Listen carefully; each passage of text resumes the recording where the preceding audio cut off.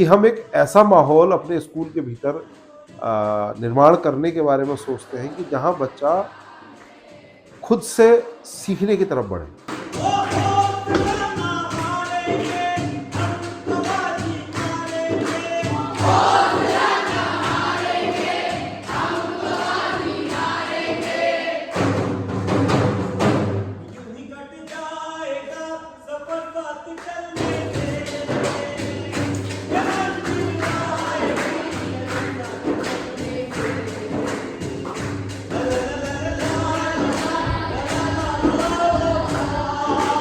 जब एक क्लासरूम में एक टीचर 30 बच्चों को 25 बच्चों को पढ़ा रहा है एक साथ, तो ऐसा क्यों होता है कि कुछ बच्चों को तो समझ में आ जाता है और कुछ बच्चे पीछे छूट जाते हैं। तो ये जो हम सीखने में कहाँ अटकते हैं उसको समझना हर बच्चे के लिए बहुत ज़रूरी है। और हर बच्चे को ये समझना बहुत ज़रूरी है कि उसके लर्निंग पैटर्न्स क्या हैं, तरीके क्या है, वो कैसे सीखता है। हमारे यहाँ रामलाल भाट आए थे सबसे पहले, और वो जो है कागजों से कुछ बनाना सिखा रहे थे। धागे रे धागे, धागे रे धागे, धागे रे धागे, रेशम के धागे, रेशम के धागे, रेशम के धागे।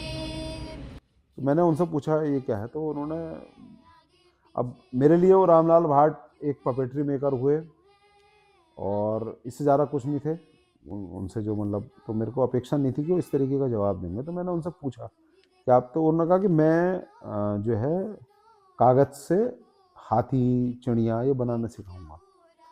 तो मैंने कहा इससे क्या होगा? तो उसने कहा इससे बच्चे प्रपोर्शन सीखेंगे।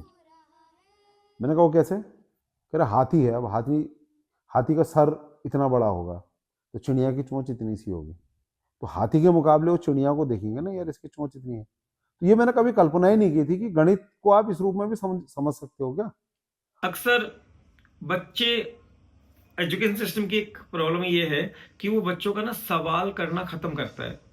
बच्चे अगर सवाल जवाब करते हैं, बहस करते हैं, तो पेरेंट्स को, टीचर्स को ये लगता है कि बदतमीजी कर रहे हैं, जुबान चला रहे हैं। इसलिए धीरे धीरे पहली क्लास से लेके बड़ी क्लास तक आते आते उनका सवाल पूछना ही बंद कर दिया जाता है। हालांकि मैंने इस स्कूल में देखा कि बच्चे बहुत अच्छे से सवाल कर रहे थे, बहुत अच्छे से अपनी बात कह पा रहे थे। 20 साल हो गए हमें, और इन 20 सालों के बड़े गजब गजब के अनुभव हैं, और उन अनुभवों में जैसे जैसे स्कूल बड़ा होता है, उसके भीतर की चीज़ें जो बढ़ती हैं और अपने अपने छोटे छोटे अनुभवों से सीखता है, वो सारे अनुभव हमारे पास हैं। मैं बच्चों के साथ काम करता था पहले भी। तो जब पहले करते थे 2016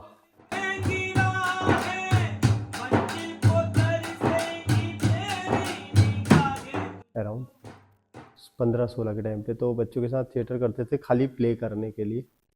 तो फिर समय के साथ चीज़ें बदली। हम अपना तो करते थे, फिर स्कूल ज्वाइन किया था इसलिए कि बच्चों के साथ थिएटर करूँगा कुछ कुछ प्लेस क्रिएट करने के लिए और उनके साथ काम करने के लिए कि उनका थोड़ा कॉन्फिडेंस बढ़ेगा।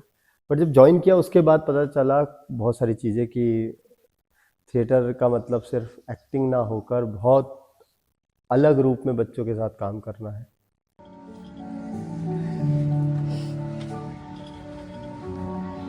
आपके आसपास, आपके घर में, आपके अंदर शायद कोई मानस तड़प रहा है इस दुनिया को पहचानने के लिए।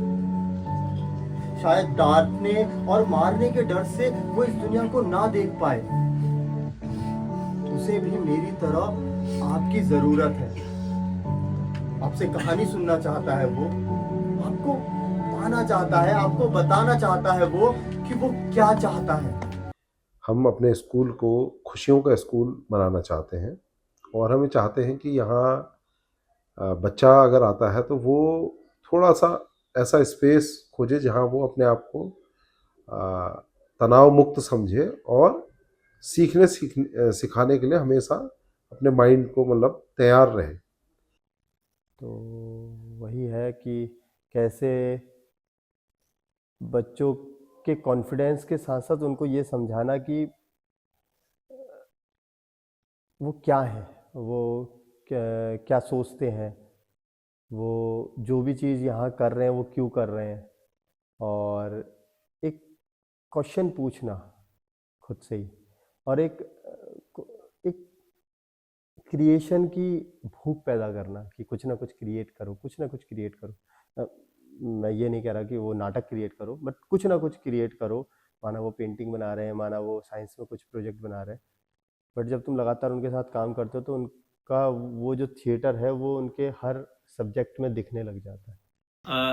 अगर ये बच्चों को समझ में आ जाए तो बच्चा अपने ना सिर्फ पढ़ाई में बल्कि अपने व्यवहार में और अपने परिवार के साथ, टीचर्स के साथ, दोस्तों के साथ जो रिलेशंस में दिक्कतें आती है, व्यवहार की दिक्कतें, इन तमाम दिक्कतों में वो अपना समाधान ढूंढ सकता है। पढ़ाई के मसले में अक्सर जो पढ़ने पढ़ाने के तरीके हैं उनमें सिर्फ बैठ के सीखने का एक प्रक्रिया तरीका है कि एक तरफ से टीचर बोलेंगे और आप बैठ के सिर्फ सुनेंगे। मेरा मानना ये है कि जब तक सीखने में हमारा दिल, दिमाग, शरीर पूरा शामिल नहीं होता तब तक हम उतने गहरे से चीजें नहीं सीख सकते, हमारी लर्निंग प्रभावित होती है। सर, अगर आपको कभी मौका मिला एजुकेशन में एडिट्स करने का, उसे थिएटर के साथ कनेक्ट करने का, तो आप क्या चेंजेस लाओगे? मैं ये चेंजेस लाऊंगा जो मैं अभी मैंने किया, कि मैं अपनी बात करते करते भूल गया और मुझे कोई दिक्कत नहीं आई फिर से शुरू करने में। तो नॉर्मल बात है, मैं भूल सकता हूँ, कोई भी बच्चा भूल सकता है, उसको नहीं समझ में आया तो फिर से समझ सकता है। पढ़ाई को बूस्ट करने का जो थिएटर माध्यम बनता है वो बहुत सारी चीज़ें हैं। जैसे जब हम बच्चों के साथ काम करना शुरू करते हैं तो सबसे पहली चीज़ तो ये होती है कि जब वो हमारी क्लास में आते हैं तो बंधे हुए नहीं रहते। तो इससे ये पता चलता है कि अगर हम सब्जेक्ट्स को भी बांधना कम करें तो उनका वो इंटरेस्ट जागेगा, उनको वो मज़ा आने लगेगा, तो वो उस चीज़ की तरफ अट्रैक्ट होंगे। हमारे एक मित्र आशुतोष उपाध्याय जी का नाटक है भोजन का सफ़र। तो वो अपने आप में भोजन किस तरीके से हमारे पूरे शरीर में ट्रैवल करता है, उसकी एक पूरी कहानी है और उस कहानी को बच्चे करते हैं तो उसमें बहुत मज़ा आता है और बच्चे बहुत सारी ढेरों चीज़ें उससे सीखते हैं। पढ़ने पढ़ाने के भी कुछ नियम हैं। वो पढ़ने पढ़ाने के नियमों में हम ज्यादातर बात करते हैं कि स्कूल का अनुशासन कैसा हो, स्कूल की यूनिफॉर्म कैसी हो, होमवर्क कितना दिया, एग्जाम में नंबर कितने आए, लेकिन बच्चा सीखता कैसे है इसके बारे में बातचीत बहुत कम होती है। या बच्चा कैसे आइडेंटिफाई करे कि सीखते सीखते अचानक क्या ऐसा हुआ कि वो रुक गया, उसको समझ में नहीं आया और आगे बढ़ नहीं पाया। जब एक क्लासरूम में एक टीचर 30 बच्चों को 25 बच्चों को पढ़ा रहा है एक साथ, तो ऐसा क्यों होता है कि कुछ बच्चों को तो समझ में आ जाता है और कुछ बच्चे पीछे छूट जाते हैं। तो ये जो हम सीखने में कहाँ अटकते हैं उसको समझना हर बच्चे के लिए बहुत जरूरी है, और हर बच्चे को ये समझना बहुत जरूरी है कि उसके लर्निंग पैटर्न्स क्या है, तरीके क्या है, वो कैसे सीखता है। हिंदी की बात करते हैं तो हिंदी में हम अगर उन्हें थिएटर की हेल्प से हिंदी समझाने की, पढ़ाने की कोशिश करें तो हम आम लाइफ में उस भाषा का यूज़ करते हैं, हिंदी का, उसे बोलते हैं, उसके हम बातचीत करते हैं, हर चीज़ हम हिंदी में ही कर रहे हैं। अभी हम जैसे बातचीत कर रहे हैं हिंदी में ही कर रहे हैं। इस बोलने के दौरान भी हम बहुत सारे वाक्य बना रहे हैं, सेंटेंसेस बना रहे हैं, तो इससे हम उनको समझा सकते हैं कि ये हिंदी के सेंटेंसेस है, इसमें कहाँ पे हमने एडजेक्टिव लगाए, कहाँ पे संज्ञा है, कहाँ पे सर्वनाम है, क्या फुल स्टॉप है, क्या क्वेश्चन मार्क है। तो एक हरिशंकर परसाई की एक कहानी है, उस कहानी को बच्चों ने नाटक के रूप में तब्दील किया। तो इसको सीखना, जिसमें फिर आप डायलॉग बनाने की तरफ बढ़ते हैं, फिर आप सीन बनाने की तरफ बढ़ते हैं, ये चीज़ें हमें परंपरागत पढ़ाई नहीं सिखा सकती है। दूसरी बात, इन घटनाओं को आप समाज के साथ जोड़ते हुए चलते हैं। टीचर बच्चों को समझे, उनकी उम्र की क्या क्या खासियत है उसके बारे में समझे।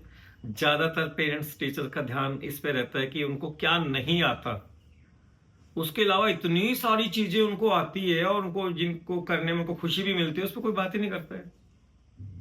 तो थिएटर अगर जुड़ जाए एजुकेशन के साथ तो आर्ट ऑफ लर्निंग सीख पाएंगे बच्चे और आर्ट ऑफ फैसिलिटेशन सीख पाएंगे टीचर्स। तो उनके बीच में जो एक दीवार है, जो हमारी मान्यता है, खासकर परंपरागत तरीके से जो पढ़ाई हो रही है, उसकी जो कमी है उसको हम दूर कर पाएंगे।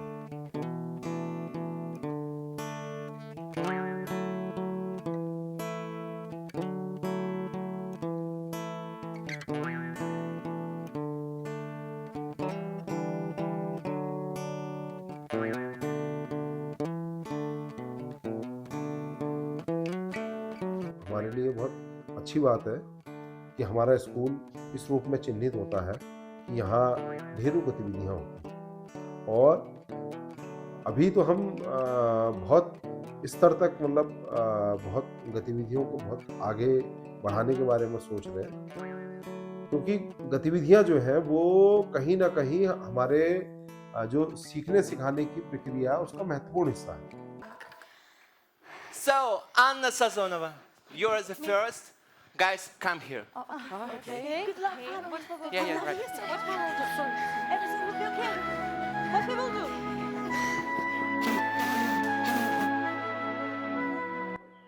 स्कूल का association National School of Drama के साथ होना, तो ये अपने आप में बहुत बड़ी उपलब्धि है, क्योंकि एनएसडी इस तरीके से इवेंट नहीं करता है।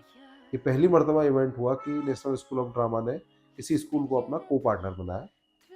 और जब हम उस फेस्टिवल को करने की तरफ बढ़े तो बहुत सारी चीज़ें हमने सीखी।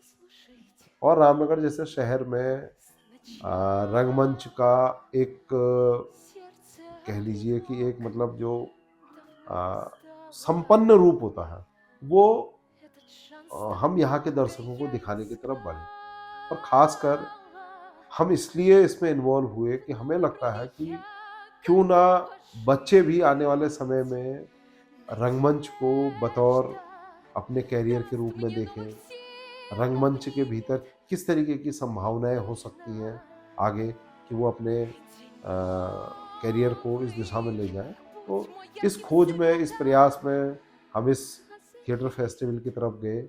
इसमें हमने एनएसडी के प्रोफेसर्स, अध्यापक, आर्टिस्ट, जितने भी लोग आए थे सबसे बच्चों की बातचीत हुई।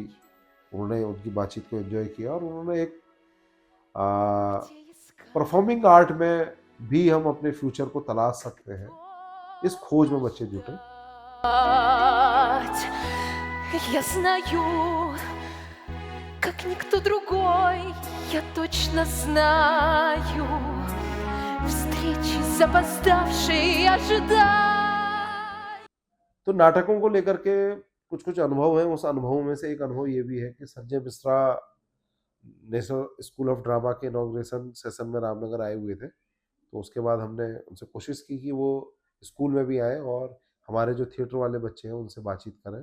तो लंबी बातचीत उनकी संजय मिश्रा की बच्चों के साथ हुई और संजय मिश्रा ने जो अपने जीवन के सीखने के जो अनुभव हैं और सीखने को लेकर के हमें कितना सहज और सजग होना चाहिए, ये संजय मिश्रा ने बहुत मतलब बहुत बढ़िया तरीके से बच्चों के साथ बातचीत में इस बात को रखा।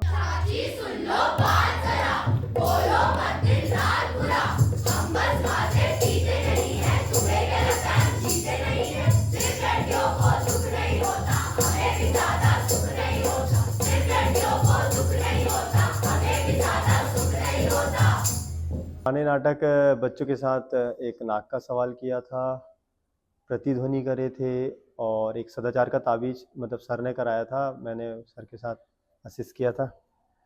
और भी किए थे, अभी नाम याद नहीं आ रहा है। रामायण करी थी एक, हाँ, रोबो और पुतली किया था।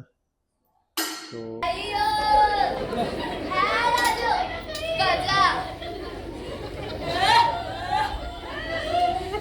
ढोल पीना